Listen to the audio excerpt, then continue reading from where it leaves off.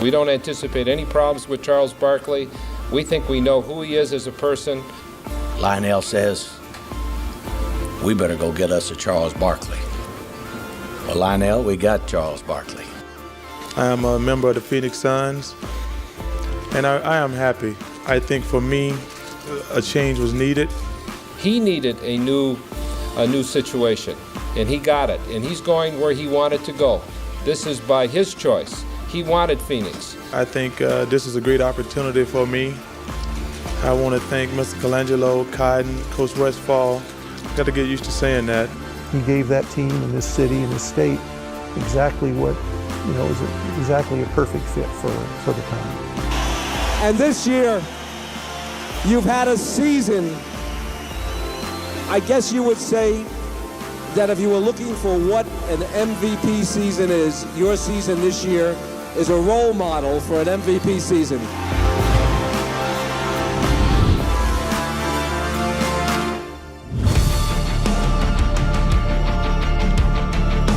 The night he is going to win the MVP, okay, we go to my bar. It was confirmed that Charles is going to win the MVP. So I got on the mic, I stand on the bar, get the mic, and I announce that Charles Barkley, before anybody even knows it, has just won the MVP of the league. And the place goes nuts, and we do a little spotlight on Charles, and drinks all around. Just one of those, iconic nights that a kid from Traverse City, Michigan, now he's standing on his own bar, announcing his teammate, who's the MVP of the whole NBA. It's pretty cool when you think about it. But from day one here, they embraced me. They treated me great. One of the reasons I still live here today is because the fans were fantastic to me. Up to Miguel Knight. Fast break Suns to Barkley. Right up over the stage and score. Nice execution off the break by the Suns. Barkley was a dominant player. Extremely dominant in the post area. He was one of the best and most talented players that's ever played the game of basketball in this history. Charles had this, magnetism about him, and he was very confident. Who wouldn't want to play with a guy like Charles? He wasn't going to lose. I mean, he would take everybody on his back and say, I'm going to get you the promised land. Barkley is Barkley. I don't think he's 6'3". He was just one of those rare players that size didn't matter. It was just determination. Rebound Barkley. He battles, he shoots, he scores. Sir Charles.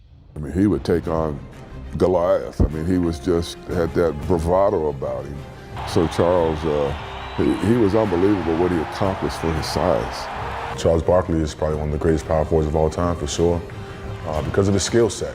He was still able to dominate inside the paint. His rebounding is second to none. I mean, this guy was just a beast on the boards. To be only 6'7" or so and be able to snag 20 rebounds and, on a nightly basis seemed like was incredible. Charles was a different kind of competitor. He wanted to destroy you. I mean, he was a fun guy and he's super off the floor, a great guy to be around, but such a competitor on the floor, and there was nothing that he couldn't do on the basketball court. Here's the lob for Barkley, goes up and jams! Oh, beautiful alley-oop for Sir Charles. He could get on the roll when the team's down, and he can create a 10-0 run by himself. And we knew we had a superstar. And not only a superstar, we had a person who could sway the officials one way or the other by his aggressiveness, by his physicality, and that was unheard of besides Karl Malone in the Western Conference. He was so genuine. He'd give you the shirt off his back. Great teammate. Cared about winning more than anybody I've ever played with as far as when the game started. Hated to practice. Was the worst practice player in the world. He was the best basketball player I'd ever played with. I'm not saying he's the best basketball player ever, but the one I played with, he was the best basketball player I'd ever played with. And I would have to really think long and hard to think of any player that played an entire season that year or any other year with more determination to win than Charles Barkley. Barkley dish off to Sabanos, back to Barkley, and a nice give and go. Barkley goes in for the jam.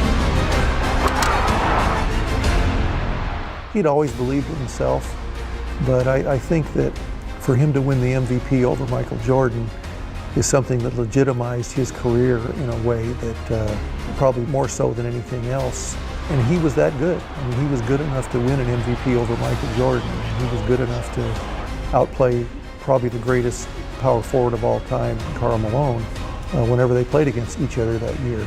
For me, that year, we had the best player in the league. Charles was the best player. He was MVP. But above and beyond that, he was the best player in the league that year. You led your team in assists, you led them in rebounds, you led them in points, and you led them to the best record in the NBA. The fans here and around America join me in congratulating you, Charles Barkley, the 1992-93 National Basketball Association Most Valuable Player. Congratulations. He had a year for the ages. Have a front row seat to it and have my seatbelt buckled up and go for the ride along with Charles that year. It was one of the great joys of my life.